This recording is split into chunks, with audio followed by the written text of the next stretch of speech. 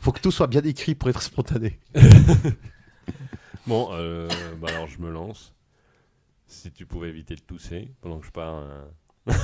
Crève en silence. Crève en silence. Crève. Alors, bonjour, chers poditeurs. J'ai jamais aimé ce mot. Poditeurs et poditrices. Vous m'entendez? Aujourd'hui, ça va être une émission spéciale d'Éteins ton ordi sur le jeu de rôle. Salut. Bonjour. Salut. Eh ben, comme vous avez pu entendre, nous avons une nouvelle parmi nous. Alors, bien sûr, je me présente, El Gringo, je suis rôliste. J'ai jamais maîtrisé par contre. Il y a toi, Octorius. Oui, je suis un rôliste confirmé et à mes heures un maître de jeu, même si j'ai pas beaucoup masterisé. Et puis voilà, ça, c'est bon pour ma présentation. Suivi de notre débutante. Allez, la débutante. Ouh, la noob. Ouais, bah la débutante, elle a pas encore de pseudo, alors pour l'instant, elle s'appelle Chris. Ah, ok. Ok. Ça a un pseudo. Voilà. C'est ton nouveau pseudo, Ouais. Chris. Donc, oui, non, mais attends, Ah oui. décris-toi un peu. Oh. Euh, Si facile de passer à d'autres choses. Oui, je parle pas. Je me décris, non, bah moi je suis débutante, donc j'ai fait une seule partie de jeu de rôle qui a duré 7 heures. Tu vois, C'était très long, c'est quand même pas mal pour la première partie de jeu de rôle. Hein. Alors, Ouais. description de notre intervenante, 12 de Dex, 14 de charisme. Ouais, bon, bref. Et ça, c'est du Racel. Ouais, entre autres. Un maître de jeu chevronné. Chevronné, c'est un euphémisme. Ouais, c'est un euphémisme. Je dirais plutôt. C'est déjà un profond depuis. Ça doit être Dagon. J'ai joué à plus d'une vingtaine de systèmes de jeux différents. Oui, et tu as sûrement commencé avant que certains soient nés. Tranche pané toi-même. Et donc, si nous continuons. Donc, le jeu de rôle, pour vous, c'est quoi? Comment vous le voyez? On va commencer par qui veut. Maintenant, vous déterminez tous l'ordre de marche. Alors, un, Alors, qui deux, va en 1, qui va en 2, qui va en 3? Non, gauche, droite, gauche, droite, gauche, Non, droite, non, non. L'émission droite, spontanée. gauche, droite, gauche. Non, c'est pas ça, c'est qui va en 1, qui va en 2, qui va en 3, qui est à l'avant-garde, qui est au milieu, qui est à l'arrière-garde, en cas d'une embuscade. Ah oui, ah oui. Alors, je vais me lancer. Encore un jeune qui se lance. Alors pour moi, le jeu de rôle, en fait, c'est une histoire racontée à plusieurs. C'est tout simplement un scénario libre qui va s'interpréter avec des joueurs. Ça me rappelle beaucoup les jeux un petit peu qu'on joue quand on est gamin, vous savez, quand on s'invente un peu des mondes et on dirait que je suis un prince et que je vais faire machin. Pour moi, ça se rapproche un peu de ça, même si c'est infiniment plus complexe. Pour moi, c'est une histoire. C'est un scénario qui se défile et qui se raconte, qui s'imagine. En tout cas, c'est ça ma définition de jeu de rôle. Et puis à toi alors, Chris. Alors moi au début, avant de commencer, j'avais aucune idée de ce que c'était. Je voyais plus un jeu de plateau ou je connaissais plus les GN. Et Ce n'est pas un jeu de plateau. Et puis quand je suis rentrée Blasphème dans la salle où j'ai vu toute cette table, je me suis dit oh mon dieu, qu'est-ce que je fais là? Ah oui, ta première partie c'était à Orchidée, c'est juste. Première partie à Orchidée. Pub pour Orchidée. Oui. Pub, On doit pub. être payé. Et puis je voyais tous ces mecs, c'était assez impressionnant. Il y avait aussi des filles, non? Il n'y avait pas beaucoup. Hein. Autour des tables, il n'y en avait vraiment pas beaucoup. C'est pas faux. C'est pas bon. Qu'est-ce que t'as pas compris?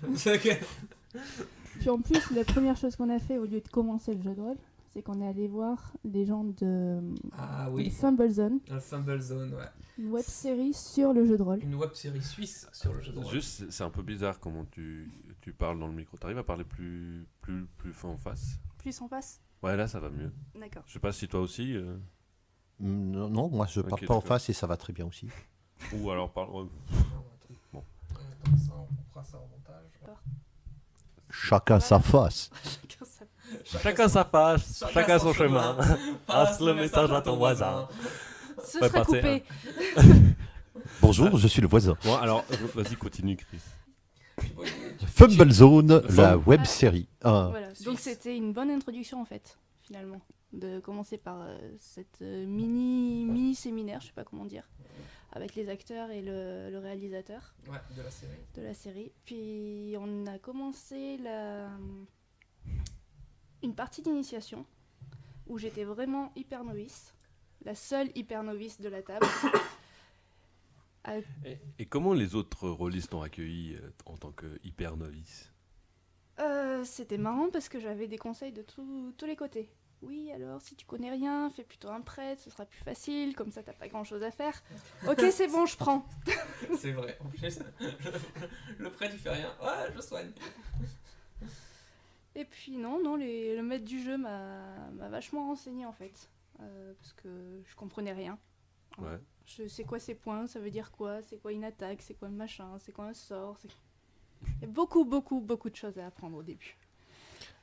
Puis non, après une fois que le jeu a commencé, c'était quand même vachement plus facile à comprendre, à cerner. Et puis voilà, on rentre petit à petit dans la partie et on demande à chaque fois je dois faire quoi pendant 1 heure. Après ça va mieux. C'est quoi un des 20? C'est quoi un des 8? C'était difficile de s'adapter comme ça par rapport aux autres dans l'équipe. On coupera ça au montage. Ah putain, t'es chiant. Je soigne. Avec tes Vas-y, putains. repose ta question. Arrête de te healer là. Non, je disais, et justement, l'intégration dans l'équipe a été difficile à cause que tu posais tout le temps des questions ou ça allait? Non, ils ont été super sympas. Ils m'ont laissé poser mes questions complètement débiles. Et puis non, au contraire, ils m'aidaient parce que je savais vraiment pas quoi faire. Ils me disaient non, ce serait mieux que si tu fais tel sort ou si tu vas soigner machin ou Mais pas ou trop si tu violent, restes j'espère. à tel endroit. Pas trop violent, j'espère. Non.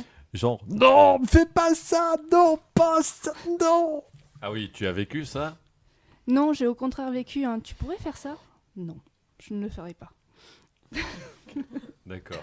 Genre après la garde. Appeler la garde. Comment ça, appeler la garde? Non, bah tu te lèves et tu cries à la garde. Comment ça, je me lève et je crie à la garde, mais tout le monde va m'entendre? Oui. Ah non, je le fais pas, c'est bon. Je reste assise. Ah, parce que tu t'aimes pas faire du roleplay. Ah. C'est ça. J'ai appris qu'il fallait en plus faire du roleplay. Et oui, cher poditeur, le roleplay dans le jeu de rôle, c'est qu'on, comment dirais-je, joue en temps réel l'action. C'est-à-dire, on va faire comme des acteurs sur une scène de théâtre et on va jouer simplement la scène. Et ça, c'est en tout cas pour les plus extravertis des joueurs. Je souligne qu'on n'a pas demandé. Rapproche-toi bien du micro. Je souligne qu'on n'a pas demandé à Duracell ce que c'était le jeu de rôle pour lui. Oui, mais je sais, mais à chacun son tour, mon cher. D'accord. Elle était en train de parler et on avait des questions. Et pour chacun, je t'ai pas posé de questions, je m'en fous. Mais, mais j'ai aussi des questions pour Duracell, t'inquiète pas. Vous aurez une vidéo sur le pugilat entre Octorius et El Gringo en bonus sur la page web du podcast. Viens ici, connard, que je te bête la gueule. Oh, psh. Salaud. Je vous préviens, je vous soigne pas. Oh. Oh non. Bon, bref. Et du coup, t'as beaucoup aimé ta première partie, si j'ai bien compris. Ouais, la première partie était cool, c'est juste qu'à la fin c'était un petit peu long. Qu'est-ce qui- 7 heures, ça commence à être long. Mais c'est quoi qui faisait que c'était long à la fin? Ah, c'est que on a eu une dernière mission Tais-toi, impossible. Octorius. Une dernière mission impossible, fallait tuer, je sais plus, 3-4 méchants, et puis ça a duré plus d'1 heure. J'ai cru qu'on finirait jamais. J'ai essayé de me suicider, ça n'a pas marché. T'as essayé de te petit suicider? T'as utilisé des petits Suisses pour mourir? C'est ça. Mais ma pauvre. J'ai voulu, ils m'ont dit non, fais pas ça. Madame Tss, elle était pourrie. Bon, bref. Tu veux intervenir, Duracell? Si tu peux, hein. Si on peut donner des questions dirigées, ça sera plus facile pour moi, car il y a... Oh, il y a tant à dire sur le jeu de rôle. Bah déjà, c'est quoi le jeu de rôle pour toi? Alors, Parle plus près du micro. Alors, le jeu de rôle, disons, le jeu de rôle est autant un livre dont vous êtes le héros que Pantémore est un jeu de rôle grandeur nature, ou que le Monopoly est un jeu de plateau. C'est-à-dire qu'il n'y a pas grand-chose à voir avec le livre dont vous êtes le héros. En effet, dans le jeu de rôle, il y a cette liberté tout en respectant les règles, soit les règles du jeu, genre si tu fais plus haut que ton score de compétence, tu foires, ou alors les règles physiques. Par exemple, nous sommes tous soumis, dans la plupart des jeux de rôle, à la gravité. La plupart. La plupart. La plupart. Hein, bon, il se peut qu'on arrive dans des univers 0G, ça arrive. C'est pas faux. Qu'est-ce que t'as pas compris? À bien préciser que le dépassement tu fais plus haut de ta compétence, ça dépend tout du système. Et c'est ça, encore Par une exemple. autre partie. C'est un autre pan du jeu de rôle, les systèmes de jeu. Absolument. Il y en a tellement de différents que... Les méandres des systèmes de jeu. Et souvent, on croit avoir fait un système de jeu génial et ça rate. Alors, justement, c'est pour vous, c'est quoi un bon système de jeu? Est-ce que Quand tu dis vous, c'est qui? Quand tu dis vous, c'est qui? Vous trois. D'accord. Pour vous, c'est quoi un Moi, bon on m'a pas système de encore jeu? demandé de mon avis De quoi pour sur le jeu de rôle et ma vision. Et moi, genre, Et, au tout fait, le monde m'oublie tout le temps. El Gringo, pour toi, c'est quoi un jeu de rôle? Enfin, quelqu'un pense à moi, merci. Pour moi, le jeu de rôle, c'est comment dire, life.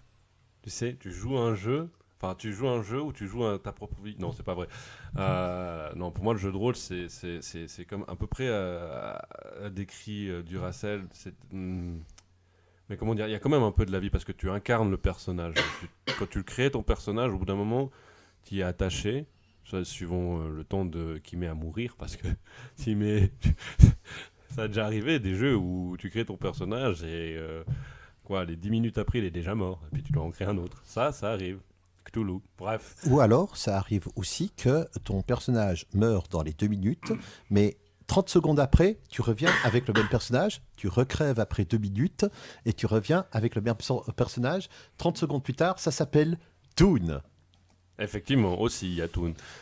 Mais ça c'est encore d'autres choses. Non, et vous faites pas de cachotterie là. Mince. Non, mais pour moi, c'est le jeu de rôle, c'est une histoire où on incarne le personnage, où on fait partie en fait de l'histoire, partie intégrante de l'histoire. On joue l'avatar du personnage. Enfin, ouais, on crée un personnage qui est pas forcément notre avatar, mais Surtout pas d'ailleurs. non, pas surtout pas. Il y en a qui peuvent le faire. C'est libre, c'est libre. Pas d'intérêt. C'est libre, non, ça c'est toi qui vois pas d'intérêt. Mais je suis pas d'accord avec toi. La plupart des Duracell. joueurs ne veulent absolument pas jouer, projeter leur ego, leur personnage dans leur feuille de perso. Mais Pourtant, au début, c'est plus facile. Ah oui, c'est ce que t'as fait, au fait? tu as joué une prêtresse muette. Non, j'ai même été obligée de parler. C'était un coup bas, ça, d'Ivoire. Ouais, Donc, j'ai t'as joué pris une un personnage qui devait pas se battre. C'était parfait au début. Donc ça te correspondait plus ou moins. Ouais, c'est ça. Plus ou moins, mais Bah, pas tout à de fait. toute façon, c'est impossible de faire un personnage Tu peux le faire. qui nous correspond. Ah non, je veux dire, ça dépend du système de jeu, de l'univers. Tu peux pas faire, dans Donjons et Dragons, tu peux pas faire un informaticien, par exemple. Non, ça c'est clair. Mais dans Cthulhu, tu pourrais faire un informaticien. Non, Mais tu Delta peux Green, essayer de enfin, bref. reprendre par exemple tes propres caractéristiques Oui, physiques, voilà, oui. Alors, dans ce cas-là, oui. et effectivement. mentales, par Moi, exemple. Mais... Qu'est-ce qui ça donnerait, moi, en médiéval fantastique? Mais c'est ça que je veux dire. Donc, pour moi, le jeu de rôle, c'est un peu un endroit où, en fait, c'est plutôt un exutoire à l'imagination. Où tu libères ton imagination et tu vis l'histoire que le maître de jeu veut bien vivre, te faire vivre, et où, toi aussi tu t'accordes avec le maître de jeu pour vivre cette histoire. Alors, exutoire ou simulation? Les deux points de vue existent. Ouais, les deux. Parce que, en fait, exutoire, oui, c'est bien de faire quelqu'un hyper valeureux, hyper fort, hyper machin. Et le problème, c'est que certains univers ne le permettent absolument pas. Tu penses auquel? Juste par exemple des univers où quand tu te fais remarquer, tu te fais tirer à vue. Paranoïa, genre ou bien... Par exemple. Genre, pour être discret, il faut être 3e ou 4e, mais pas premier. Genre, par exemple, 3, 2, 1, top. Donc, dans le jeu de rôle, nous alternons en même temps le sublime et le trivial. Mais bon, je n'ai jamais vu des jeux de rôle, à part Labyrinthus, où le héros doit s'éclipser pour aller satisfaire un besoin naturel. Ça dépend en fait du maître. Moi je trouve que ça dépend. Il y a beaucoup de paramètres qui dépendent du maître de jeu. Mais tu peux en tant que joueur. Je veux dire, à n'importe quel moment, si c'est toi qui le désire. Mais il n'y a pas d'obligation, c'est ça que je veux dire. Tu peux dire, mon personnage va au petit coin. Mais il n'y a pas d'obligation, c'est ça que je veux dire. Oui. Et comme je disais, pour ce qui concerne en fait l'obligation, c'est surtout le maître de jeu qui le décide en fait. Si tu dois simuler ou pas les besoins de ton personnage. D'ailleurs, justement, est-ce que le jeu de rôle est obligatoirement avec des joueurs qui vont jouer des personnages et un maître de jeu qui va dérouler l'histoire? Est-ce que c'est obligatoire pour un jeu de rôle ou est-ce qu'il existe d'autres schémas? Par exemple, sans maître de jeu ou avec plusieurs maîtres de jeu ou avec que des maîtres de jeu ou que des joueurs? Alors, j'ai vu avec plusieurs maîtres de jeu, j'ai jamais vu sans maître de jeu. Peut-être que toi, Duracell, tu as déjà vu. Alors, non, mais par contre, j'ai vu des systèmes où les maîtres de jeu alternent de partie en partie. Par exemple, Ars Magica, on joue tous des magiciens d'un certain cloître, d'un certain covenant, et chacun, au fil des sessions, va remplir la fonction de maître de jeu. Donc en fait, pour les plus novices des poditeurs, ce qu'on pourrait dire, et vous allez me corriger si je dis... C'est faux. Objection. Objection, votre honneur. Ce que vous dites est tellement faux que même le contraire en serait inexact. Bon, bref. En fait, un jeu de rôle, c'est un maître de jeu qui va créer un scénario. Parle bien devant le micro. Qui va créer un scénario, qui va le mettre en place devant les joueurs. Et les joueurs vont interagir dans ce scénario et vont essayer de, entre guillemets, rester en vie. Mais ils ne vont pas gagner. On ne gagne pas dans un jeu de rôle. Pas forcément. Moi j'ai vécu des parties où en fait on a bousillé le scénario du maître de jeu et pendant 5 heures il improvisait. Et en fait on s'amusait parce que simplement on faisait ce qu'on voulait. Enfin si tu veux, il y a différentes façons de maîtriser, d'après ce que j'ai compris, c'est peut-être vous qui allez mieux me dire là-dessus. C'est que tu as la façon dirigiste où tu as un scénario et le maître de jeu il va du point A au point Z du scénario. Et tu as d'autres façons de maîtriser où en fait tu as un scénario et si les joueurs commencent à aller un peu ailleurs dans le monde, etc., le scénario il continue à se dérouler. C'est comme si c'était de l'histoire en temps réel et puis ils font d'autres choses et voilà, il y a d'autres choses qui se passent ailleurs et puis c'est simplement dans le monde. Donc en fait c'est un peu comme si tu as un RPG qui est linéaire et un RPG open world, tu vois, comme si tu faisais genre Final Fantasy X et Skyrim. Ou alors des tranches de vie. Et puis, je voulais encore ajouter d'autres choses. Tu veux dire quoi par tranche de vie? Bon, qu'est-ce que vous avez envie de faire aujourd'hui? Ah, toi, tu vas aller à l'armurerie, ok. Toi, toi, tu vas plutôt essayer d'écrire une lettre d'amour à ta dulcinée et tu sais pas comment écrire, ce genre de choses comme ça. Ok, d'accord. Alors, je voulais encore ajouter deux choses à ce que disait Octorius. C'est que, premièrement, un maître de jeu peut créer le scénario, il peut très bien avoir aussi un scénario du commerce.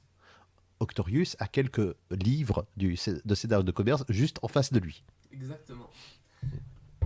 Exactement. En fait, il existe pour les plus grandes licences de jeux de rôle, même, on pourrait dire même pour tous les jeux de rôle, des scénarios déjà faits, déjà préexistants. Mais le maître de jeu peut parfaitement inventer son propre scénario. Et il doit, même dans ce genre de petit scénario préfet, il doit mettre pas mal du sien, parce que c'est un scénario préfet, c'est pas comme un machin préfet que vous achetez à la Migros ou comme ça, placement produit, 5 minutes au micro-ondes et c'est tout. Non, il faut qu'il y mette du sien. Oui, moi j'ai une expérience en tant que maître de jeu. D'ailleurs, j'ai un de mes PJ à cette table qui est El Gringo. Et c'est vrai que... Je joue un petit gros, j'en ai marre. Tu voulais peut-être jouer quelqu'un de grand, d'élancé et d'intelligent? Non, ça c'est ton portrait dans la vie de tous les jours. Oh, c'est très gentil, merci Oh. beaucoup. Mais c'est pas vrai. On Mais vous t'es donne- très gentil quand même. Bientôt vous aurez des photos. Ou pas. Ou pas. Je veux la séance d'abord. Comment Je veux pas les photos que tu as sur ton ordi, je veux la séance de photos d'abord. Bon, que voulais-tu dire Je voulais dire que même dans un scénario préfet, il faut constamment improviser parce que les PJ vont constamment donner demander des informations au maître de jeu. Je me rappelle, par exemple, j'avais mon scénario préfet et puis toi, on avait joué à Harry Potter, qui n'est pas un jeu de rôle officiel. Gary Topper. Voilà. Bon, déjà, il fallait calmer les joueurs qui voulaient faire des copies d'Harry Potter avec Gary Topper. voilà. Et puis aussi, t'avais joué Gary Topper. Bon, ok, le reste. t'avais joué un personnage qui avait des compétences en herbologie et tu voulais avoir une plante. Et tu me disais, ah, mais c'est quel type de plante? Alors là, il fallait improviser. Quel type de plante? Je crois que je t'avais sorti Alice Pétunia, enfin un truc complètement what the fuck. Connerie, Mais et donc voilà, le PJ va constamment demander au maître de jeu qu'est-ce que je peux faire, qu'est-ce que j'ai, où est-ce que si je vais là, qu'est-ce qui se passe. Et en fait, même avec un scénario préfet, on s'éloigne, mais à partir de 5 minutes de jeu, on est déjà en dehors du scénario. Et après, le maître de jeu notre Non, mais- notre ami a une question, une interruption à poser, et il a posé la carte interrupte. Les spécialistes de Magic apprécieront. Oui, alors moi j'ai une question toute con, mais c'est quoi que vous appelez un scénario, etc. Parce que Ouais. moi, le scénario que j'ai joué, c'était des petites missions. Mais toi, Mais de ce que j'ai compris, il y a des centaines de scénarios possibles. Ce que tu as fait, c'était du Pathfinder, et si Oui. je me souviens bien. Et ça, c'était dans une loge. C'est un truc particulier de Pathfinder. En gros, c'est en fait, si tu veux, tu as un personnage, et puis en fait, c'est pas un scénario à proprement parler dans le sens. Comment dire, une campagne. Parce qu'il faut différencier en fait les scénarios, enfin les missions, des scénarios et des campagnes. Si je me trompe pas, Duracell. Alors, un scénario, c'est une aventure, et une campagne, ce sont plusieurs aventures qui s'articulent organiquement les uns aux autres. Qui forme moi je dirais même qui forme une histoire à part saga. entière, tu vois, une saga, ouais, exactement, une saga. D'accord. Et une mission, en fait, si tu veux, ouais, c'est pas seulement une petite histoire, mais c'est plutôt, ouais, vraiment une mission avec un objectif. Tandis qu'un scénario, t'as pas forcément un objectif. T'as des scénarios avec des objectifs, mais il y a des fois des scénarios qui sont sans objectif. Tandis qu'une mission sans objectif, enfin, j'ai pas connu ça en tout cas moi dans mes parties. Alors. Moi, j'ai connu un maître de jeu, justement, qui nous avait fait un scénario de Harry Potter, qui nous avait fait un monde ouvert. Donc un monde ouvert, c'est vraiment plutôt un univers étendu, je dirais plutôt. Et dans lequel on n'avait pas spécialement de mission à part plus on allait s'éloigner des cours, plus on allait visiter Poudlard, plus on allait tomber sur des pièces qui étaient avec des objets, des sorts, etc. Donc on a été quand même en libre et on pouvait soit essayer de percer les mystères de Poudlard, donc il y avait effectivement des pièces, des salles avec des objets, soit on pouvait se retourner contre les autres PJ en utilisant de la magie noire qu'on avait découverte, mais on n'avait pas d'objectif. Mhm. Mais il faut aussi pas. Les missions, c'est souvent quelque chose. Enfin, les scénarios, ça peut s'apparenter, mais c'est plus long et plus grand. Mais les missions, ça se ressemble souvent à du porte-monstre trésor. C'est-à-dire, en fait, on arrive à un endroit, c'est un raid sur un endroit. On va. Enfin, moi, je pense souvent à Donjons et Dragons. Il y a des parties que j'ai fait à Donjons et Dragons où on arrive, on fonce. Bon, alors après, il y a ceux qui la jouent en mode easy, noob, enfin nouveau, et qui vont tranquillement et tout le tralala. Il y a les vieux joueurs qui vont à deux se frotter à plusieurs dizaines de monstres et puis qui sont que niveau 4 ou 5 et qui essayent quand même de s'en sortir comme ils peuvent. Et ce que je veux dire par là, c'est que le porte-monstre trésor, c'est on arrive à un endroit. On découvre d'abord l'endroit, à quoi ça ressemble. Il y a un monstre, on le bute et ensuite on a le trésor. Le loot. Pour ceux qui font du MMORPG, etc. Du ils comprennent. Porg. Voilà quoi. Et d'ailleurs, je voulais juste préciser, le MMORPG, c'est du jeu de rôle sur ordinateur, mais pour un rôliste, on n'appelle pas quelqu'un qui joue par exemple à World of Warcraft, c'est pas un rôliste. Disons que c'est pas un rôliste. Si, il y a des joueurs dans World of Warcraft qui peuvent jouer de manière rôliste. Non, alors intrinsèquement, quelqu'un qui joue à World of Warcraft ou MMORPG, c'est pas à proprement parler un rôliste, dans le sens où il s'intéresse. Dans le sens, enfin, pour moi, comment j'interprète le rôliste, c'est quelqu'un qui s'intéresse au scénario, qui s'intéresse à l'histoire, qui s'intéresse à l'univers, et qui veut pas seulement être le plus fort, etc. Parce que voilà, il est dans une équipe, hein. Non mais tu vas crever ailleurs, s'il te plaît. Et Je pense que tu peux recommencer. Non. Non mais Le rôliste. oui, non, le rôliste pour moi c'est pas seulement quelqu'un qui veut être le plus fort absolument et qui veut essayer d'être plus fort que les autres de son équipe. C'est plutôt quelqu'un qui va essayer de jouer en équipe. Ou alors aussi... qu'il ait l'épée +2 contre les gobelins. Ouais, mais qui va essayer aussi de s'intéresser au monde, au scénario, mais enfin ouais, au scénario et au-delà du scénario, au monde, à l'univers qui façonne le scénario, l'histoire intrinsèque, voilà, que le maître de jeu a inventé. Tandis que dans World of Warcraft, certains joueurs de World of Warcraft sont plus je vais aller pawner ce type de monstre là pour avoir cette épée là pour pouvoir être beaucoup plus fort, être le magasin, etc., pour pouvoir ensuite aller pawner le truc et ensuite je farm. Oui, et où il y a le farming aussi. Enfin, J'ai voilà. absolument pas compris un mot sur deux. C'est normal. Alors Duracell, tu veux expliquer ou j'explique? Alors explique-toi, explique les mots. Et ensuite, je voulais intervenir. Simplement, en gros, ce que t'as pas compris, c'est farmer, hein, si j'ai bien compris. Ouais, puis paumé ou poney ou je sais plus Et quoi. loot. Alors, et loot. Alors, pawner, c'est en gros, Enfin, il y a plusieurs interprétations à pawner, parce que quand tu pawnes quelqu'un, c'est pas que tu le tues, mais c'est plutôt que... Enfin bref. Tu l'as, il s'est fait avoir. Ouais, il s'est fait avoir, mais ça, Il s'est fait pouned. Owned. Ouais, bref, c'est d'autres choses. Je précise juste que c'est des termes qui sont liés au jeu en ligne. Voilà, On n'utilise pas ces termes dans le jeu de rôle de table. Non. Genre, on dit pas farmer quand on... Enfin, On peut, mais Ouais, ça veut dire que c'est très mal barré. Voilà. voilà, et puis on peut, et puis c'est pas que c'est mal vu, enfin ça dépend du milieu de jeu, des joueurs du joueur et du maître de jeu avec qui on joue. Mais sinon, pour reprendre et faire par rapport aux mots, donc pawner c'est ça, et puis le loot c'est en fait le trésor, et farmer en fait c'est quand t'as un monstre qui pop, et popper c'est vraiment apparaître comme ça spontanément à un endroit, et tu le tues, et tu sais que dans tant d'heures il va réapparaître, alors tu restes au même endroit pendant autant de temps qu'il faut pour pouvoir avoir soit plus d'expérience, soit avoir toujours la même pièce pour pouvoir la vendre, puis pouvoir se faire de l'argent, enfin tu vois, c'est ça farmer.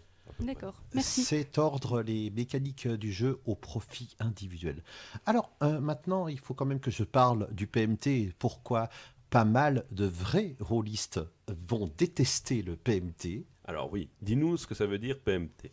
Porte, monstre, trésor. Voilà, l'abréviation. Merci. Niveau. PMT.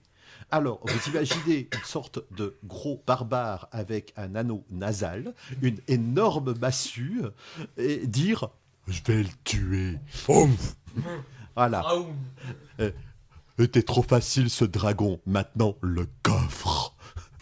Donc voilà, le PMT dans toute son horreur. En fait, c'est venu de Donjons et Dragons, qui est probablement un jeu dérivé d'un wargame figurine.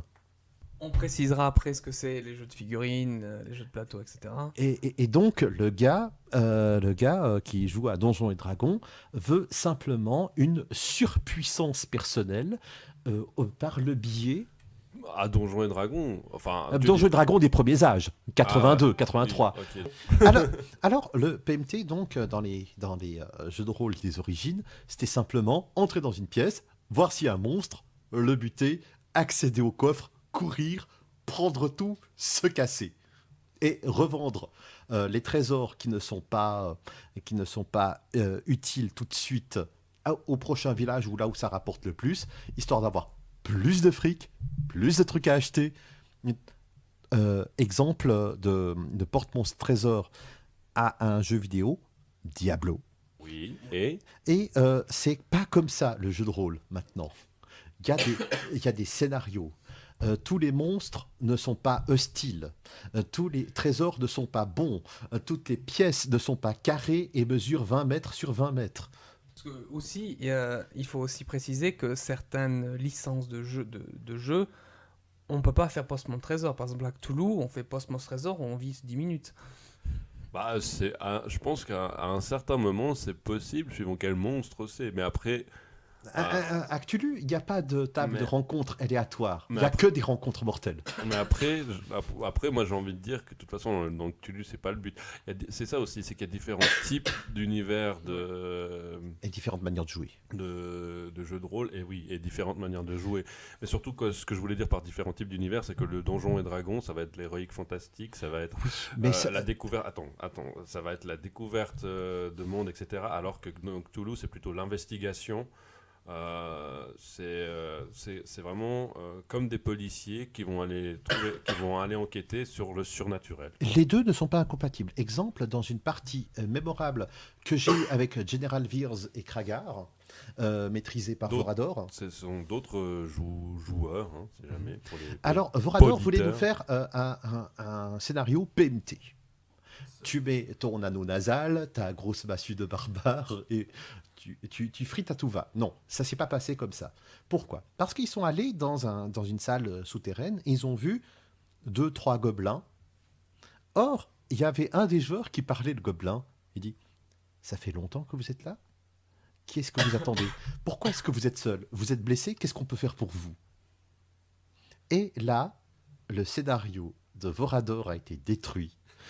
Et il a dû passer à autre chose et on a passé en mode enquête dans les donjons.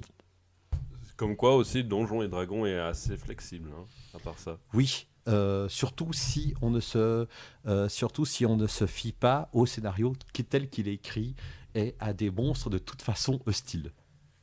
Donc en gros, ça dépend vraiment du maître de jeu. Et des joueurs. Parce que le maître de jeu n'était pas du tout parti dans cette optique-là, mais les joueurs ont posé les bonnes questions. Mais il a été assez flexible pour changer son scénario. Exactement. Oui. Donc en fait, c'est une harmonie entre les joueurs et le maître de jeu. Je veux dire, de toute façon, c'est pas possible d'avoir une partie où le maître de jeu s'entend pas avec les joueurs, ou les joueurs s'entendent pas avec le maître de jeu, parce que c'est voué à l'échec. La partie, elle va durer quelques minutes, peut-être une demi-heure, mais au bout d'un moment, ça va être impossible à vivre, et puis les choses vont se poser à plat, et ça va clasher. Et une fois que c'est résolu, après, peut-être ça peut repartir, mais la plupart du temps, je veux dire, si ça va mal, il faut le dire. Enfin, ça se dit, de toute manière, c'est ce que je veux dire. Notamment, certains maîtres de jeu sont beaucoup plus rigides et vont faire en sorte que si tu t'éloignes du scénario, tu as beaucoup plus de chances de mourir, en fait, tout simplement. C'est ce que je disais tout à l'heure avec les maîtres de jeu qui sont du scénario A à Z et qui vont faire que tu suives son scénario. C'est-à-dire, si tu le suis Et pas, les maîtres de jeu que j'admire et que j'appellerais les improvisateurs, enfin, je sais plus comment c'est en bon français, mais bref, on m'a compris. Ceux qui sont capables d'être très flexibles et quitte à carrément improviser. Mais si c'est vraiment invraisemblable, tout d'un coup, tu vas te retrouver in medias res dans le scénario et souvent avec C'est des vrai. conséquences beaucoup plus dures que si tu l'avais suivi de manière normale. Mais cela part de deux présupposés qui, comme tous les présupposés, sont sujets à discussion. Le premier, c'est que le joueur improvise. Le deuxième, c'est que le joueur essaye de survivre. Alors, les deux sont faux. Premièrement, le personnage du joueur essaye de survivre, pas toujours. Je connais certains que s'ils ont le choix entre le rôle, la cohérence du rôle et la survie, vont privilégier la cohérence du rôle. Exemple, supposons que quelqu'un soit atteint de don quichotisme et qu'il y a quelque chose qui ressemble à un monstre en face de lui, il va l'attaquer. Le joueur qui veut survivre, c'est non, je ne vais quand même pas m'attaquer à ma future belle-mère, par exemple. C'est pas faux. Et de l'autre côté, le joueur improvise. Pas dans toutes les cultures. En effet, au Japon, les joueurs suivent un script qui est devant leurs yeux, et c'est la manière d'interpréter le rôle qui fait qu'ils sont bons ou pas. Ah, ça, c'est intéressant. J'aimerais bien faire une partie comme ça. Attends, c'est-à-dire que en fait, ils lisent un texte Oui. et selon comment ils vont le lire, ça va déterminer leur personnage. Leur interprétation est reçue par le maître de jeu et par les autres. En gros. Ah, par exemple, pour nous, pour nous en Occident, ce serait pas du tout un jeu de rôle, ça. Si, ça peut. C'est tout à fait. aussi un jeu de rôle. Comme le karaoké est une chanson. Bah, Oui. non, mais sérieusement. Bizarrement venu du Japon aussi. Sérieusement, moi, je trouve que ça se rapporte quand même au jeu de rôle parce que tu as quand même un maître de jeu. Ouais, Et mais t'as quand alors même des c'est joueurs. peut-être plus du roleplay que Oui, du voilà. jeu de rôle. C'est plus non, c'est un jeu de rôle qui est beaucoup plus porté sur le roleplay que sur un jeu de rôle avec un système de jeu. Ou alors, Enfin, le système de jeu, c'est le roleplay en lui-même. tu vois. ou alors ce que certains appellent le roleplay, R-O-2-L, c'est-à-dire je jette mes dés et j'essaye de faire le plus gros possible à chaque fois. Ce que tu veux dire par là, c'est que c'est différent le roleplay, c'est différent du roleplay qui est. Oui, exactement. Le gars qui va essayer d'optimiser toutes ces caractéristiques, tous ces machins-là. Et en parlant de tout, s'il te plaît, Octorius, soigne-toi. Demande à la prêtresse à côté de toi de te soigner. Un petit heal, Chris. Non, mais là, c'est un soin, c'est un sort de soin majeur qu'il lui faut. Aussi, ce que je voulais ajouter aussi, c'est sur la notion de objectif dans un jeu de rôle. On a déjà dit que certains voulaient des XP, certains veulent être plus forts que les autres, certains... Il faut avoir des XP pour être plus fort aussi. de toute Oui. manière, alors. Mais en matière générale, est-ce qu'un jeu de rôle est-ce qu'on peut dire qu'il y a un objectif commun à tous les jeux de rôle? Ou est-ce que c'est juste la fin du scénario qui est Alors, l'objectif? S'il y a un objectif commun à tous les jeux de rôle, c'est d'évoluer dans le jeu de rôle. Voilà. Je crois que tu es en train de passer à quelque chose à côté de quelque chose de monstrueux. en Non. fait. Tu, Si. tu trouves pas que c'est. C'est pas le but principal. Bah, on peut pas faire autrement que d'évoluer dans le jeu Oui, de rôle. mais le but Non, principal, mais c'est pas ça. Alors pour toi, c'est quoi le but principal? S'amuser. Ah oui. Oui, vu le temps qu'on y passe, oui. Oui.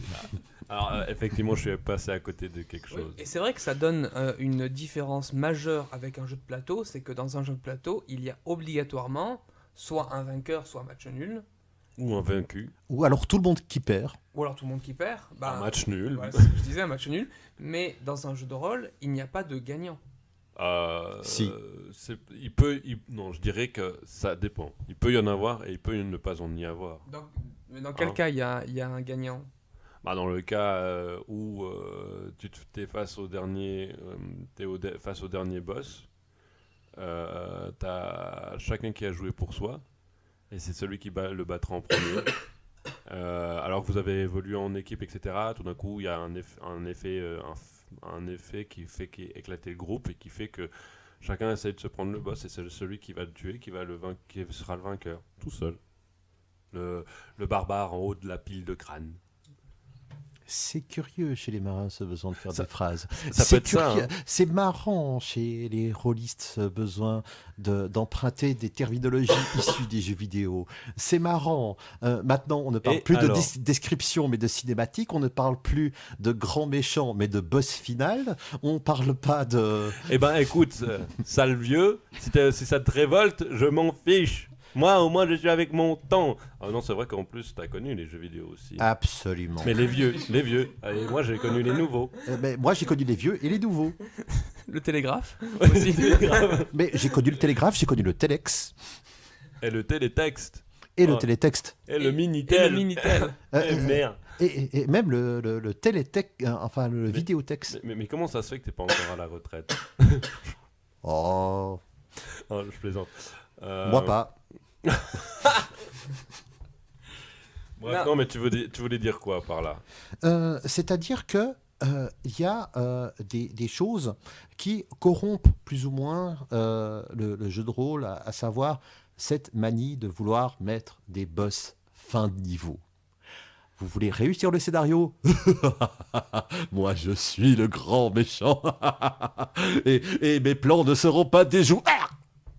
C'est pas faux, n'empêche. Bah, moi qui ai fait quand même un bon tas de parties, alors c'est pas tout le temps que j'ai pas tout le temps vu des monstres, enfin des boss Des de boss fin. finaux, non. Des- Moi non plus, mais ce que tu me demandais un cas particulier de vainqueur. Moi, je te montre un cas particulier de vainqueur. Ouais, mais dans le sens où le vainqueur n'est pas obligatoirement celui, Enfin, celui qui alors- tue le monstre. Alors moi, c'est moi. Là, c'est plutôt moi qui a une vision, je dirais limitée. C'est que moi, je vois pas d'autres circonstances où t'as un vainqueur. Il et y un en a vaincu. d'autres. Un vaincu, parce que pour moi, sinon, les autres fois, c'est où il y a un vainqueur, un vaincu. Enfin, sinon, dans le jeu de rôle, à part ce genre de situation, de mon point de vue. Hein, Il y a des toujours de mon concours point de vue. aux États-Unis. Attends voir, Duracell. De mon point de vue, c'est dans cette situation-là où où tu joues pour ta poire et puis que tu essaies d'être le vainqueur. Mais sinon, c'est une équipe qui est face à un boss ou qui est pas face à un boss, qui est face à une investigation et qui l'amène au bout et puis voilà, c'est l'histoire. C'est-à-dire, pour moi, justement, je posais la question pour avoir votre avis, mais pour moi, un vainqueur de jeu de rôle, parce que je pense qu'il y a quand même, c'est pas qu'il y a des vainqueurs, mais il y en a certains qui s'en sortent mieux que d'autres. C'est-à-dire, quand le Ouais. scénario prend fin, bah déjà, le vainqueur, ça va être aussi celui qui aura fait évoluer le scénario, et en général, je dis bien en général, ça va être celui qui aura le plus de capacité, donc entre guillemets d'XP, même s'il n'y a pas toujours des XP dans tous les jeux, mais celui qui aura le plus de compétences, celui qui aura le plus, on va dire, entre guillemets, mouillé le maillot. En gros, c'est... Oui et non. Alors, bon, déjà, on peut observer une différence de pratique. Par exemple, aux États-Unis, comme j'essayais de le dire tout à l'heure, mais hors de mon tour, n'est-ce pas? Il y a des... T'as pas levé le bras. C'est juste. Je t'ai aussi interrompu, alors tu peux m'interrompre. Oui. Maintenant que c'est fait. Donc, aux États-Unis, il y a aussi des concours du meilleur joueur de jeu de rôle. Par table, par exemple. Ou du meilleur MJ. Ou du meilleur scénario. Mais bon, ça ne nous étonne pas, étant donné que... Et c'est là la deuxième question. Pour un jeu de rôle, est-ce qu'il faut être mieux individualiste ou collectiviste? Ha ha! Tout dépend, pour moi, tout dépend vraiment du scénario. Ah oui, complètement. Non, car je pense que si quelqu'un tire toute la couverture à lui, la synergie du groupe va être grandement péjorée. Donc, pour toi, tu es plutôt collectiviste. Absolument. Voilà. Mais je pense que ça veut pas dire que le scénario ne va pas être tiré jusqu'au bout par un seul joueur. Ça peut être, il peut y avoir ce genre de cas aussi. Ce que je veux dire par là, c'est que oui, Chris, qu'y a-t-il? Mais j'ai entendu dire qu'il y avait des jeux de rôle, enfin des parties, des campagnes, où un des joueurs pouvait se retourner contre les autres. Dans toutes les parties, un joueur peut se retourner contre les autres. Mais dans ce cas-là, il joue solo. Bah ouais, là, il fait du solo. Oui et non, il joue Ouais. avec le maître de jeu. Il ne joue pas solo. C'est pas compliqué votre truc. Alors là, ça veut dire quoi? Ça veut dire qu'il n'y a pas de solo en fait. Il y a jamais Non, de solo. non, Non, mais- c'est en libre accord avec le maître de jeu. Par exemple, Roy dans Brigade Chimérique, Non, c'est Ah oui, c'est. Roy dans Brigade Chimérique jouait un méchant. Roy qui est un autre joueur Et président. parmi nos connaissances et président. Oui, ah oui, président. Donc Roy, le meilleur joueur de jeu de rôle de Lausanne, virgule. Ouh, président. Bon, Si tu nous entends, tu sais où sont nos comptes en banque. Merci. Donc dans 2 semaines, virgule. à mon avis, avec le retard qu'on a eu pour la paye, il va avoir autant de repas. Oh, c'est pas grave, il peut aussi nous payer en retard, mais Donc, non, mais tu disais oui, bah voilà. Oui, donc il a clairement joué. C'est l'équivalent d'un PNJ, mais Bah oui, c'est ça, c'est un que c'est personnage non joué qui est voilà, inventé par le jeu. personnage non joué. Mais oui. en fait c'est un boss joueur. non, Mais c'est ça, c'est que il relève plus du personnage non joueur que du joueur. non, véritablement. car il a sa volonté propre. Le PNJ sera manipulé par le maître de jeu. Oui, Et mais là, il a dû se mettre en accord avec le. Oui. Oh, d'accord, mais il a quand même ses initiatives propres. il a ses initiatives Pas propres, faux. mais il a joué en ayant un objectif tout à fait précis, c'est-à-dire niquer les autres joueurs. Ouais, ça va, hein. Comme quelqu'un qui est mort à ma table. Ça va, ça va. Oui, c'est pour ça qu'on parle parfois de jeux de rôle comme étant des jeux de rôle manichéens. M'a niqué, hein. Bah oui, non, mais c'est vrai. Bon, je trouve. J'ai de la peine avec ça quand c'est pas moi qui joue le mauvais rôle. Parce que. Mais est-ce que Mais- est-ce que c'est pas mieux d'avoir justement entre guillemets un PNJ PJ, c'est-à-dire un boss qui est à notre table. De toute façon, c'est pas bon d'avoir un boss vu que ça vient des jeux vidéo. Ça, c'est un. Ah, non, mais bon, ça va. D'avoir ton- un méchant du scénario qui est parmi la table. Est-ce que c'est pas mieux? Il y a certains types de scénarios qui s'appellent. Ce genre de scénario s'appelle Le loup dans la bergerie. Ça arrive. Ça me fait penser plutôt au jeu Loup-garou. Oui, ben, exact. Le loup-garou dans la bergerie. Le loup dans la bergerie. Le loup-garou de tierce lieu. Oui. Qui n'est pas un jeu de rôle. Ceci dit. Non, c'est vrai. Bah, on définira plus tard les définitions entre jeu de rôle, jeu de plateau, jeu de cartes, tout Bah, ça. c'est pas déjà fait. Non. Non. Ah, Vu bon. qu'on a coupé au montage grâce Ah à ouais, c'est Audacity. juste. Mais, Non, mais. mais je disais, ouais, est-ce que c'est. Non, enfin, de mon point de vue, ça peut bousiller l'ambiance justement collectiviste. Exactement. Casser la Et synergie. le problème là, c'est que enfin, en tout cas, moi, par exemple, pour cette partie-là, j'en suis ressorti. Bon, maintenant, avec le recul, enfin, je serais prêt à y rejouer. Mais sur le Même moment, avec là, Roy à côté de toi à la je table. me méfierai dorénavant toujours de Roy. Voilà comme quoi ça casse la synergie. Mais, oui, non, mais c'est ça, c'est que moi, à la fin, j'étais dégoûté, etc. Après, il faut savoir aussi se mettre son ego à côté et puis de se regarder comment on s'est amusé. Après, c'est ça. Ah, moi, je trouve que ce qui peut être bien, c'est qu'on peut vraiment s'amuser. Enfin, on peut encore plus s'amuser quand on a un PNJ, PJ. Hein, mais, parfois. Mais ça dépend en fait de la manière du type de jouer ça.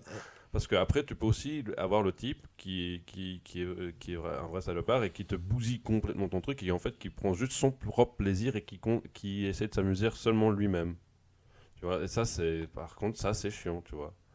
C'est un peu dégoûtant. Mais sinon, non. Par exemple, là, avec Roy, non. En fin de compte, il a très bien joué avec les autres, etc. Et c'était vraiment cool, quoi. À la fin, on s'est tous fait avoir, mais c'était drôle, enfin. Manichéen. Bah, déjà aussi ce qui est, je me rappelle aussi d'une partie où il y avait justement Duracell qui a incarné Nyarlathotep, mais dont il C'était pas la même chose. non mais dont il Tu ne peux pas comparer. dont il n'était Nyarlathotep. pas le maître de jeu. Le maître de jeu c'était un autre maître de jeu et lui est arrivé à la table juste pour incarner un PNJ, en l'occurrence Nyarlathotep, parce que justement le maître de jeu trouvait qu'il incarnait bien Nyarlathotep.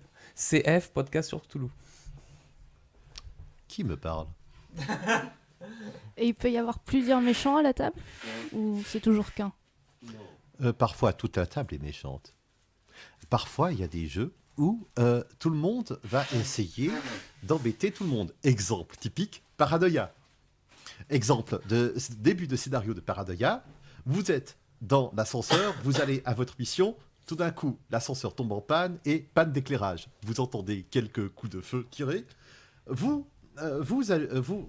lumières se rallument, l'ascenseur se remet en marche. Il y a quelqu'un étendu par terre, le corps criblé de balles, et tout le monde continue comme si de rien n'était. D'accord. Welcome to Paranoia. Le premier qui bouge, je peux t'assurer que dans cette situation, le premier qui bouge, il y a tout qui part en couille. Boum, tout le monde se tire dessus. En tout fait, le monde... si tu veux être pas mal à Paranoia, faut être le deuxième à bouger, pas le premier. Veuillez vous rendre au centre d'extermination le plus proche. Merci de votre collaboration, l'ordinateur et votre ami. Et à titre personnel, avec votre expérience, je dirais aussi moi-même mon avis après, quel est le meilleur jeu de rôle auquel vous avez joué? Et pourquoi? Il n'y a pas de meilleur jeu de rôle. Ils sont tous différents les uns des autres et ils ont tous leurs qualités, leurs défauts. Ce n'est pas le jeu de rôle que nous cherchons. Le monde est beau, tu comprends, l'amour universel. Non, mais je déconne. Non, franchement, pour moi, de mon point de vue, il y a des différences, il y a des préférences à chacun. Moi, par exemple, le jeu de rôle que j'aime vraiment le plus, c'est l'appel de Cthulhu. Mais Très gentil de ta part, merci. Non, c'est plus, enfin, par ici l'abonné. plus exactement, c'est la Delta Green. J'avais beaucoup aimé ça. Mais secondairement, moi j'aime bien aussi Death Watch de Warhammer 40 000. Et puis c'est aussi un des meilleurs jeux de rôle auxquels j'ai joué récemment. Donc tu vois, c'est des systèmes assez différents. C'est des manières de faire, de maîtriser et de penser aussi assez différents qui peuvent se retrouver sur certains points. Mais donc, à mon avis, ça dépend de chacun. C'est très subjectif comme question. Et toi, Duracell? Je pense que la question n'est pas pertinente, étant donné que tous les systèmes se valent plus ou moins. Par contre, on peut parler, la question serait beaucoup plus juste si on parlait du plus mauvais jeu de rôle qu'on ait jamais testé. Ah, alors ce serait quoi? Retournons à la question. Alors pour toi, ce serait quoi le... Clairement, c'était écrit. Enfin, c'était pas écrime. Est-ce que c'était. C'était un jeu français. À l'époque où il y avait une efflorescence de petits jeux plus ou moins indépendants de boîtes qui n'étaient créés que pour ça et qui se cassaient la gueule après. Et c'était un jeu où les difficultés étaient très, très, très, très hautes, absolument impossible à faire pour la moindre action. Tu veux dire respirer même était impossible? Descendre les escaliers sans se casser la gueule était pratiquement impossible parfois. C'était un monde magnifique qui reposait sur du Jules Verne, enfin c'était du steampunk avant la lettre, mais le système de jeu en lui-même était mal foutu. Bon, ça, les systèmes de jeu, ça aussi, je vais en reparler parce que j'ai une très mauvaise expérience dans mon système de jeu. Mais vas-y. je voulais juste dire, pour moi, mon jeu de rôle préféré, c'est... Bon, oui, mais on parle plus de jeu de rôle préféré. Parce que la question n'est pas pertinente. Oui, mais Voilà. la question est pertinente pour moi. parce Non, que mais je l'ai posée. non. Non, mais c'est pas ta question, mais c'est ma réponse. Tu as c'est tu as trop tard, répondu, c'est mais trop je tard. veux donner mon avis C'est trop tard. parce c'est que trop j'ai tard. un avis. Ah bon, ça t'arrive? Ah merde, je croyais que tu te conformais à ce qu'on disait nous. Bah non. Putain, on t'a filé un texte pourtant il y a un jour. Pourquoi tu le lis pas? Mais lis le script. Je veux donner. Sois mon japonais. Oh, en plus, tu vois, quand on te laisse la parole, tu parles même Mais pas. lâche-moi. Alors arrête, non, c'est avis. bon. Je veux On garder disait- le micro pour dire ce que je pense. Alors il se cramponne à son micro comme les naufragés se cramponnent aux solives dans le radeau de la Méduse. Je disais que mon jeu de rôle préféré était l'appel de Cthulhu, tout le monde s'en doutait. Non. Ah bon, c'est pas Harry Topper? Gary Topper? Non, ça c'est celui que je mettrais. Bâti horreur. Ouais. Mais j'adore Harry Potter. j'adore l'appel de Cthulhu parce que j'aime déjà l'histoire de Cthulhu et puis j'aime quand un univers se rapproche du réel sans être trop éloigné. C'est-à-dire que comme ça se passe dans les années 20, c'est pas dans le monde actuel. Mais c'est quand même, c'est Londres, Paris, c'est toujours, c'est pas totalement, C'est pas à la Marja, c'est pas Tandorn, c'est pas pas Death Watch. c'est pas Imrir. Même si j'adore Death Watch, mais je m'intègre plus au personnage que dans Death Watch. Et toi, Chris? Moi, j'ai fait que du Pathfinder, alors je peux pas sais, vraiment mais donner mon avis. De ce que t'en as parlé. Est-ce que Octorius, c'était bien le système de jeu pour toi? Ouais. Ou est-ce qu'il y avait Ah, d'ailleurs, des ouais. critiques? Oui. À part des ratés critiques, évidemment. Allez, vas-y. Bah, pour un premier essai, c'était pas mal, parce que c'était assez dirigé. Juste le seul truc assez bizarre pour quelqu'un qui est complètement novice, c'est d'avoir des gens à sa table qui ont déjà fait du jeu de rôle et qui s'attendent à des pièges tous les 2 mètres. C'est un petit peu énervant à la longue. Oui, mais bon, c'est vrai que ça, c'est plutôt paranoïa. Bonjour, menteur. Ah, mais c'était vrai, c'est à chaque fois.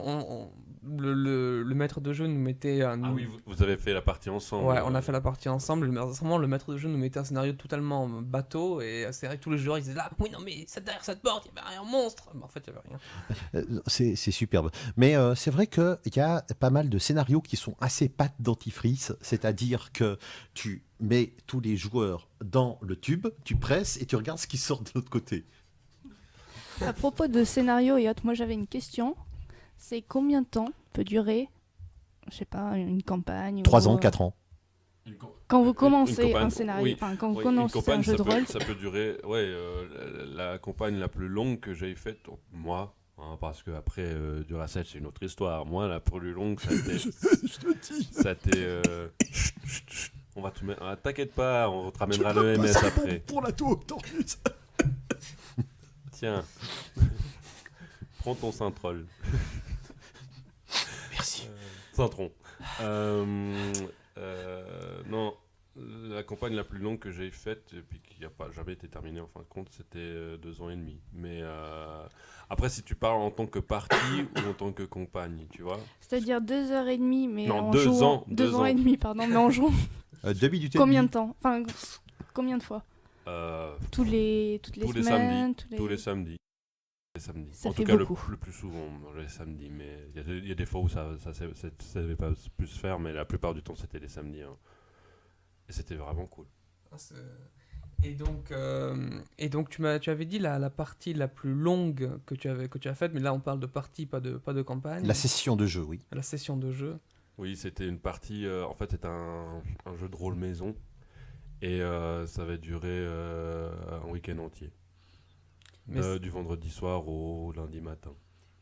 Quand même. Mais parce que une fois qu'on s'amuse, c'est comme me disait Duracell tout à l'heure, une fois qu'on s'amuse, l'objectif principal c'est de s'amuser. Et puis quand on s'amuse, on voit pas l'heure. Alors bien sûr, on est fatigué et puis on va juste dormir. Ou alors on a faim, on va manger, mais on a envie de jouer. Il y a aussi ça peut-être des fois comme problème, c'est que le jeu de rôle ça peut avoir je sais pas comment dire ça, une connotation addictive, mais pas dans le terme de drogue. J'irais dans le terme en fait où on s'amuse vraiment bien, puis on a envie de retrouver cette ambiance. Alors, quoi. drogue, dans le sens que ça active le centre de récompense, tout de même. Ouais, mais justement, moi je trouve pas. Enfin, je sais pas, je trouve pas. La récompense, c'est juste l'amusement en Le lui-même. centre de récompense dans le cerveau. Le centre de récompense. Oui, mais même. Le reward. Mais même, j'ai de la peine à le concevoir parce que pour avoir ce genre de système-là, faut avoir. Ou quoique, oui, ça se Est-ce que pourrait, tu peux ouais. te passer de 2 mois sans partie de jeu de rôle? De quoi? 2 mois sans partie de jeu de rôle. Oui. Bon, bref. Et aussi, je voulais aussi vous poser la question, qu'est-ce que vous pensez du fameux, parce que malheureusement il est assez connu, l'émission de Mireille Dumas où elle avait descendu les jeux de rôle. Oh, il y a eu tout. Il y a eu aussi l'émission Moi, d'Abgral où il a descendu les jeux de rôle. Il y a aussi eu un pamphlet écrit par des darbistes en Suisse, comme quoi le jeu de rôle était par nature dangereux. Il y a aussi BADD, Bothered Against Dungeons and Dragons, faite par Patricia Pulling suite au suicide de son fils, mon Dieu, aux Te États-Unis. moque pas. C'est bien Non, sûr, un suicide, c'est quelque chose de grave. Oui. Attends, Non, c'est quand même. il y a un mec qui s'est suicidé en faisant un jeu de rôle. Non, mais elle a cru que c'était parce que il faisait du Donjons et Dragons. Voilà. Ok. Et du coup, elle avait lancé une croisade contre Donjons et Dragons à travers tous les États-Unis. Et ça a beaucoup stigmatisé les rôlistes. Ben, un peu comme le FPS stigmatise un peu tous les gamers. Ouais. Et justement, qu'est-ce que vous pensez de ça? Est-ce que vous pensez que c'est légitime parce qu'ils ne connaissent pas le jeu de rôle ou Et c'est... toi, qu'est-ce que tu en penses? Bah, moi, de mon côté, je pense que tout phénomène de mode qui concerne plus ou moins, on va dire, les jeunes, même s'il y a de tout âge, on fait du jeu de rôle, mais c'est tout système qui n'est pas spécialement connu du grand public va générer de l'animosité et va être la source un peu de tous les maux. C'est un peu comme qu'on disait, ceux qui font des jeux vidéo deviennent violents. On peut remonter encore plus loin parce que c'est toujours la culture underground qui n'est pas légitime tout de suite, qui est la source de tous les fléaux. Exemple, la BD. La BD a eu son... À l'époque, oui. Ah, ça c'est à cause de la lecture des Petits Biquets qu'il est complètement con, mon fils. Ou alors, placement produit. Ou alors, T'es si vieux? ou alors, ah mais c'est les yéyés, ou c'est les blousons noirs, ou c'est ou ce genre de choses, ou alors c'est l'informatique. Ouais, il y a eu plein de fois où des fusillades dans des lycées américains étaient attribuées à l'abus de Call of Duty, par exemple. Ouais, alors que non. Bizarrement, les gens, même ceux qui ont été fusillés, jouaient aussi à Call of Duty. Parce que Call of Duty est une énorme licence. Il y a deux jeux vidéo qui sont super bien vendus, deux licences qui marchent super bien, c'est Call of Duty et FIFA XXX. Et puis plus un, parce qu'à chaque année, il y a un changement de produit. Voilà. Donc, pour répondre à ta question... Total bullshit. Ouais, exactement. Surtout que Michael Stackpole avait fait sa petite enquête suite à la réaction de Patricia Pulling, parce qu'il y a son fils Bink Pulling qui s'était suicidé. Il avait mis en avant le fait qui pourrait paraître assez étrange pour des personnes de bas... enfin pas de basse culture, non, ben, pour les populaires, pour ceux qui ne captent pas le phénomène du jeu de rôle. Qui ne connaissent pas, simplement. Oui, exactement. Que, en fait, c'est parmi les rôlistes qu'on trouvera le moins de personnes qui vont se suicider. D'accord. Et sur quelle base il... Quelles sont ces sources? Statistiques. D'accord. Et il explique ça parce que, en fait, les rôlistes sont une énorme communauté de gens qui s'intéressent les uns aux autres, qui se retrouvent dans des lieux physiques et pas virtuels. Et, Ou pas seulement imaginaires aussi. non, mais physique, c'est-à-dire un local. Avec, Oui. Voilà.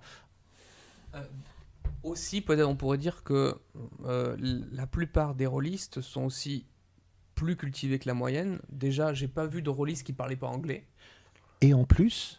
Alors moi, je suis sûr que tu vas en France, tu en trouveras. Hein. Ouais, alors tu me fais un petit jet de dés comme ça, et puis Ton ils vont te accent est prendre... un peu moisi, je dois dire. Ah ben, écoute, c'est l'accent de... L'accent de Marseille. Ah, ça, c'est du bon accent, bordel. Ah, un peu cher. Ah non, pas peu cher. Il a payé beaucoup pour avoir cet accent, Oh. vu qu'elle vient de Nice. Oh, bonne mère. Oh, bonne mère. Oui, la fameuse mère de Nice. La salade niçoise. Non, la mère de Nice, Mamie Vedette. Bon, bref. Oui, Euh, c'est parce que je viens de Nice, c'est pour ça. Ouais, bon. Mais... Alors, ça, c'était Slash ma vie. Slash ma vie. Don't slash ma vie. Non, mais à part ça, franchement, ouais, c'est vrai, quoi. Déjà, là, on peut le voir, nous, en le vivant même, puisqu'on est dans une association de jeux de rôle, spéciale dédicace au Space Fridge, placement de produits. Ah, yeah! Yeah. Space Fridge représente. C'est vrai ce que tu dis, Duracell. Et je vois peu de rôlistes qui sont pas qui sont juste que deux. C'est le tien. Défenestration du portable ou du propriétaire du portable. Je disais donc. On voit pas de rôlistes qui font des parties solo, dans le sens où c'est juste 2 joueurs. Moi je vois beaucoup, même si c'est par contre pas forcément dans des clubs ou des associations, c'est peu que des parties se cantonnent à 2 joueurs. Et souvent c'est plutôt 3, 4 joueurs, 6 joueurs. Et la plus grande partie à laquelle j'ai participé, on était 8 joueurs. De plus, j'ai l'impression que le jeu de rôle favorise l'acquisition et l'intégration des normes sociales. C'est-à-dire que, par exemple, supposons tu es dans une taverne, minuit, 1h, et puis jamais un PJ, un personnage joueur, ne m'a sorti « Je sors de la taverne et je chante à tue-tête et je rote à la figure du garde ». Jamais. Attends, moi j'ai déjà... J'irai pas jusque là parce que moi j'ai déjà entendu un joueur sortir d'une taverne, voir des soldats et essayer de mâcher leur canon et les soldats l'ont tué. Ben, une fois. Pas 2. Alors, je crois que on a fait à peu près le tour pour cette fois-ci de la question. Si vous n'entendez pas si vous n'entendez plus les autres parler, El Gringo et Duracell, c'est parce que ils ne sont plus là. Et oui, parce que cette conclusion, je la fais tout seul parce qu'on a eu un petit problème d'ordi, et donc je serai le seul à parler pour vous dire qu'on va sûrement faire une suite au podcast sur le jeu de rôle parce qu'on n'a pas parlé de tout. En attendant, je vous dis au revoir et à bientôt sur Éteins ton ordi.